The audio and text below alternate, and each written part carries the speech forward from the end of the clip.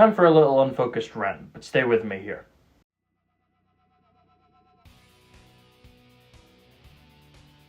My brother once told me, "You're not a wrestling fan, you're just a WWE fan."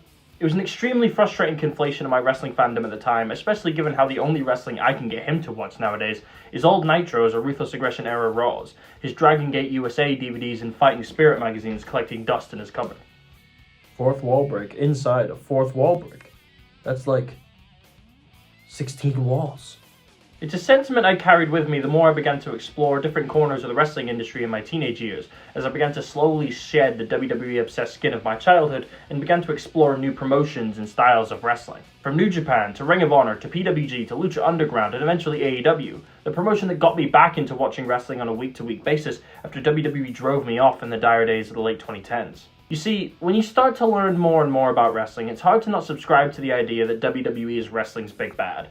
From their constant attempts to monopolize the industry or their one-sided partnerships with other promotions, which nobody ever seems to learn from, to accusations of contract tampering, to their open disdain for fans in the wrestling media, to its horrific treatment of its wrestlers and use of rotten corporate sponsors and celebrities, or the deep-rooted rot from the top down. It's really, really hard not to look at WWE and see pure corporate evil in so many forms. But then, something absolutely insane happened. WWE got good again, and in turn, I developed an identity crisis. WWE is a very cynical and evil organization. It was such an accepted truth in the wrestling industry that the entire formation of AEW came off the back of WWE's own awfulness over 2 decades. And people finally got what they wanted for 20 years by getting a genuine alternative to the Fed, but the moment WWE gets good again, stand up for WWE. Now that might be a bit of an oversimplification, so let's use a different example. Let's take Bash in Berlin this weekend.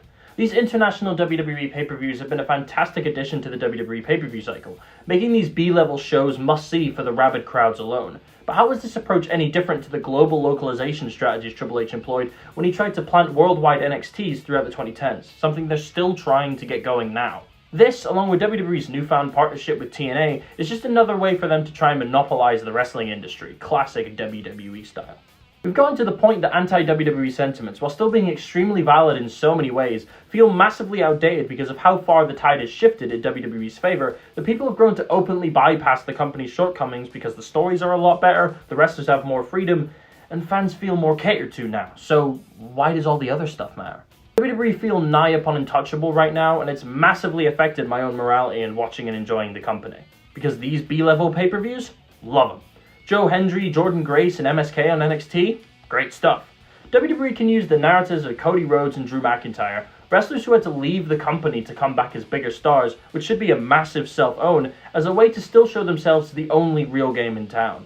CM Punk can come back after all the things he said about the company, and WWE can spin yards about how he had to mature to come back, selling Money in the Bank 2011 merch as if the entire show and Punk's entire WWE run hasn't been about saying how shit the company was for so long. They can spout the progress of the women's revolution and their parity, neglecting the fact that every week of the 90s to the mid-2010s, they were setting women's wrestling back another century, both in front of and behind the curtain. Yet, WWE is so ingrained in how I watch and consume wrestling that I can turn a blind eye.